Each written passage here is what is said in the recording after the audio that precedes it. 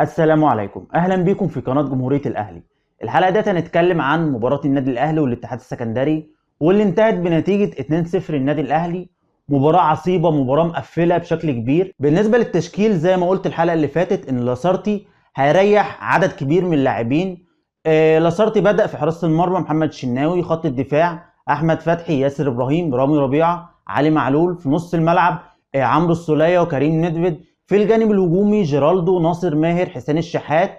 مهاجم صريح وليد ازارو. النادي الاهلي بدأ باستحواذ وضغط على الخصم، ولكن للاسف في الشوط الاول كان استحواذ سلبي. فريق الاتحاد السكندري نازل يدافع ونازل متحفظ، بدليل اللي هو بيلعب بثلاثه ديفندر: الغندور ونور السيد واحمد نبيل مانجا. ولكن الاتحاد كان بيعمل هجمات مرتده على فترات متباعده، ولكن الهجمات ديت بتكون خطيره عن طريق عمار حمدي. وعمار يا جماعه لاعب كويس جدا، لاعب خطير، بيقدر يشكل خطوره على اي خصم.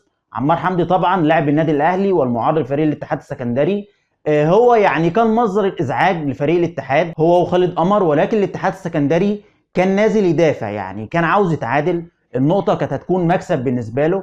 النادي الاهلي في الاوقات اللي زي ديت المفروض يعني لما يكون قدامك خصم بيدافع تكتلات دفاعيه يكون في تحرك من غير كوره، تحرك سريع من غير كوره. وده اللي ما كانش بيعمله لعيب النادي الاهلي في الشوط الاول وفي الشوط الثاني برضه. ولكن في النهايه يعني الامور اتغيرت شويه. جيرالدو النهارده كان مستواه سيء جدا.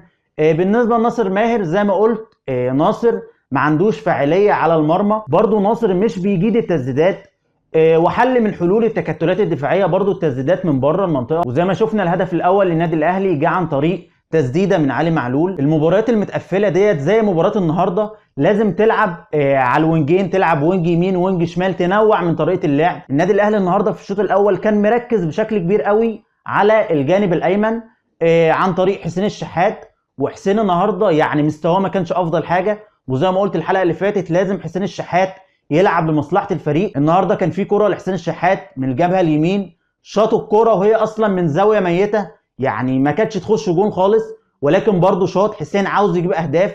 ولما شفناه النهارده مارتن لاسارتي لما خرجه ونزل رمضان صبحي كان طالع متعصب وبيشوح وبتاع. حسين الشحات يا جماعه لازم يصبر ولازم يركز اكتر في اللعب ويركز اكتر يلعب لمصلحه الفريق. مش لازم انت تجيب هدف، ممكن تصنع الهدف ولكن يكون برضه في مصلحه الفريق.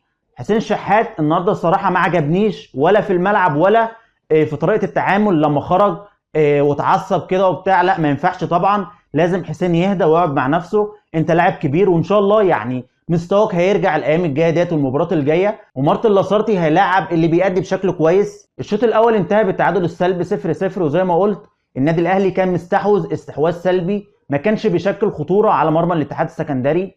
جينا الشوط الثاني برضو الاهلي مستحوذ ولكن زود من الضغط على الخصم.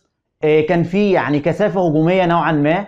مارتن لاسارتي طلع حسين الشحات بدري قوي ونزل رمضان صبحي تقريبا في الدقيقه 60. ورمضان في خلال ال 30 دقيقه اللي لعبهم ديت يعني ادى بشكل كويس جدا، نازل يموت نفسه على الكوره. رمضان صبحي نزل قلب المباراه. هو كان نازل يخبط شويه بس كان بيعمل الكلام ده كله عشان لاعبي الاتحاد السكندري ما يضيعوش الوقت. انتوا عارفين الهاني سليمان حارس المرمى بيضيع الوقت بشكل كبير. لاعبي الاتحاد السكندري خلاص جم في الاخر وتعبوا، فعاوزين يعني يخلصوا المباراه بنتيجه 0-0. حسينا بالفرق بنزول رمضان صبحي. برضو مارتن لاسارتي طلع كريم نيدفيد ونزل صالح جمعه. وصالح يعني النهارده جاب هدف. خلي بالك مهما كان قوه الخصم اللي قدامك في الجانب الدفاعي والتكتل الدفاعي، الاتحاد السكندري النهارده يعني ما كانش فيه غير خالد قمر في الجانب الهجومي، وطلع عمار حمدي ونزل كريم الديب بحيث يقفل على النادي الاهلي من كل النواحي. مهما كان قوه الخصم والتقفيل اللي هو بيعمله، انت يعني عن طريق التحرك السريع وعن طريق الضغط والتسديدات الفريق اللي قدامك هتلاقيه تعب ووقع. لاعبي الاتحاد السكندري في الاخر خلاص تعبوا، وتلاقي بقى اخطاء دفاعيه تظهر وتلاقي سوء تمركز ولاعيبه تسرح. يعني انت مطلوب منك اللي انت تضغط وتغلط الخصم اللي قدامك، هتعرف تجيب اهداف زي ما حصل مع النادي الاهلي النهارده. شفنا جيرالدو من ناحيه اليمين عرض لعلي معلول، وعلي جاي من ورا بدون رقابه وخلاص يعني الملعب تحس ان هو اتفتح بشكل كبير، فجيرالدو عرض الكوره علي معلول حطها جول. يعني كوره قويه جدا، شوطه قويه من علي معلول، قدر اللي هو يجيب الهدف الاول للنادي الاهلي. والتسديدات حل من الحلول زي ما انا قلت، يا اما التحرك السريع من غير كوره او التسديدات من خارج المنطقه عشان يعني تخلخل الدفاع اللي قدامك. بعد الهدف الاول للنادي الاهلي الاتحاد السكندري بدا يهاجم ولكن ما كانش فيه وقت. فالنادي الاهلي قدر يجيب الهدف الثاني عن طريق صالح جمعه. وشفنا رمضان صبحي يا جماعه، رمضان يعتبر من نص الملعب عدى من لاعبين وجه لعيب ثالث عاوز يكسره، فعدى منه برده وراح وبصل كرة لصالح جمعه، وصالح قدر اللي هو يجيب الهدف الثاني للنادي الاهلي، وقدر النادي الاهلي اللي هو يفوز على الاتحاد السكندري بنتيجه 2-0. ولكن اللي انا عاوز اوضحه في المباراه ديت، لاعب زي رمضان صبحي ده ازاي ما ينضمش في المنتخب؟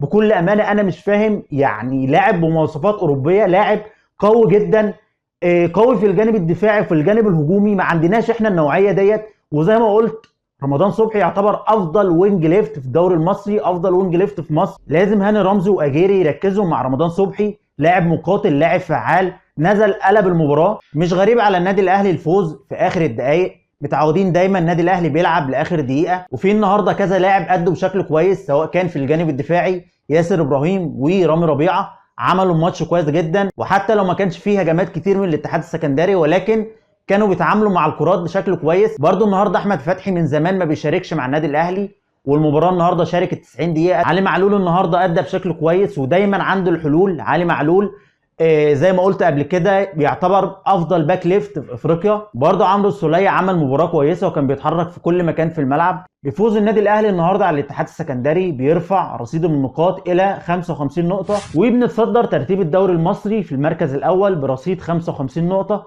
هننتظر بكره مباراه الزمالك وسموحه، وبنعتذر لجماهير الزمالك اللي احنا سهرناهم النهارده. طبعا كانوا جاهزين للتحفيل والكوميكس والكلام ده كله، ولكن لعيبه النادي الاهلي رجاله، ولعيبه النادي الاهلي قدروا يفرحوا الجماهير. وان شاء الله الدوري في الجزيره. عاوز اقول تعليق بس على الاتحاد السكندري. بعد الهدف الاول والثاني من النادي الاهلي ابتدينا نشوف شد من لاعبي الاتحاد السكندري مع لاعبي النادي الاهلي، وخاصه خالد قمر. وبعد يعني المباراه ما خلصت واللعيبه لعيبه النادي الاهلي طالعين خلاص غرف الملابس، لقيت خالد قمر بيجري وراهم. والاتحاد النهارده عمل مباراه كويسه جدا في الجانب الدفاعي، واول مره من زمان اشوف الاتحاد يعني متماسك كده. على فكره الاتحاد في الدور الاول خسر من الزمالك 5-0، يعني دفاعه كان ضايع خالص. النهارده عمل جيم كويس، فانا مش شايف اي داعي يخلي لاعبي الاتحاد السكندري يتخانقوا مع لاعبي النادي الاهلي. دي كانت حلقه النهارده. عاوزك بقى تقول لي في الكومنتات مين رجل المباراه من وجهه نظرك. ما تنساش تعمل لايك للفيديو والاشتراك للقناه. شكرا ليكم، السلام عليكم.